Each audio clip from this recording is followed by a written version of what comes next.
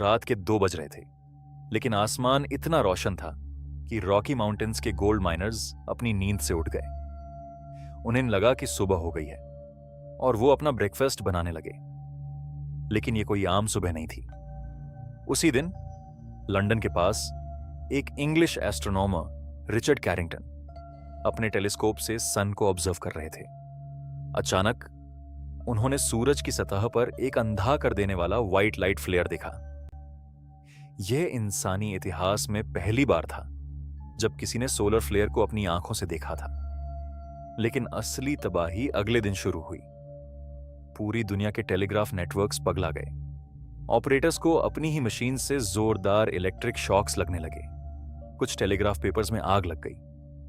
और सबसे अजीब बात, जब पावर बैटरीज को डिस्कनेक्ट कर दिया गया, तब भी मशीन्स हवा में मौजूद किसी अदृश्य एनर्जी से आपस में मैसेजेस भेज रही थीं।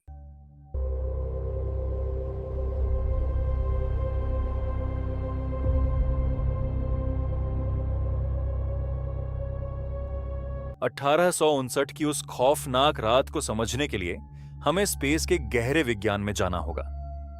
हमारा सन सिर्फ एक आग का गोला नहीं है, यह एक उबलता हुआ प्लाज्मा ओशन है।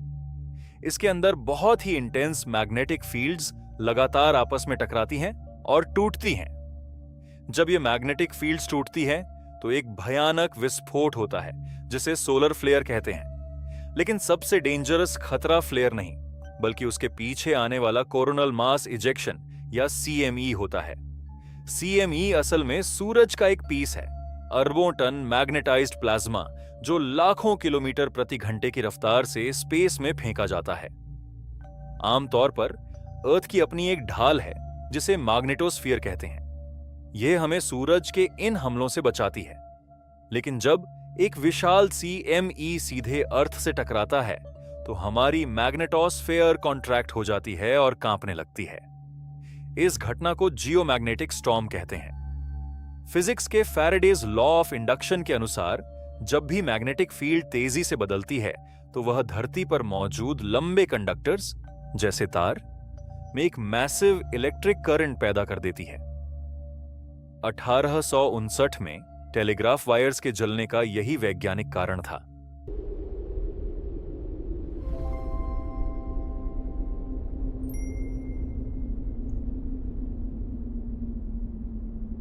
(1859) में हमारे पास खोने के लिए ज्यादा कुछ नहीं था। पूरी दुनिया सिर्फ कुछ हजार किलोमीटर टेलीग्राफ वायर्स पर चलती थी। लेकिन आज हम एक ऐसे जाल में फंसे हैं जिसे मॉडर्न ग्रिड कहते हैं। अभी हम सोलर साइकिल 25 के पीक के करीब पहुंच रहे हैं जब सूरज सबसे ज्यादा हिंसक होता है। अगर आज 1859 के लेवल का एक कैरिंगटन इवेंट धरती से टकराता है तो तबाही का स्केल हमारी सोच से भी परे होगा। सबसे पहले धरती के अंदर पैदा होने वाला जियोमैग्नेटिक करंट हमारे हाई वोल्टेज ट्रांसफॉर्मर्स में घुस जाएगा। ये ट्रांसफॉर्मर्स पिघल जाएंगे और जल उठेंगे। दुनिया भर के पावर ग्रिड्स एक झटके में फेल हो जाएंगे। बिना पावर के हमारी पूरी सभ्यता कुछ ही घंटों में रुक जाएगी। पानी के पंप्स काम करना बंद कर देंगे, फ्यूल स्टेशनों सूख जाएंगे, आसमान में फ्लाई कर रहे हवाई जहाजों का GPS और कम्युनिकेशन सिस्टम्स ठप हो जाएगा, और समुद्र के नीचे बिछी सबमरीन फाइबर ऑप्टिक केबल्स के रिपीटर्स फ्राई हो जाएंगे, जिसका मतलब है ग्लोबल इंटरनेट ब्लैकआउट। दुनिया भर की सप्लाई चेन्स, बैंकिंग सिस्टम्स और हॉस्पिटल्स पूरी तरह से अंधेरे में डूब जाएंगे।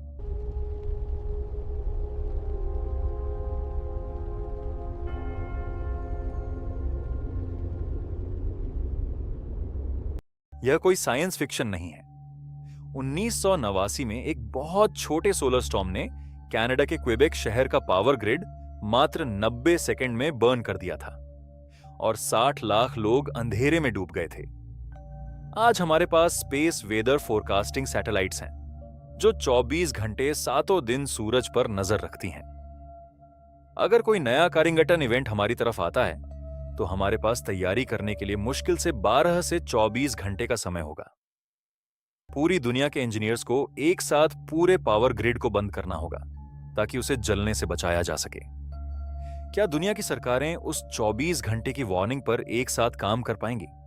या फिर हमारी तकनीक ही हमारा सबसे डेंजरस जाल बन जाएगी? सूरज खामोशी से इंतजार कर रहा है। आप इस बारे में क्या सोचते हैं? क्या ह्यूमैनिटी इतने बिग ग्लोबल ब्लैकआउट के लिए तैयार है?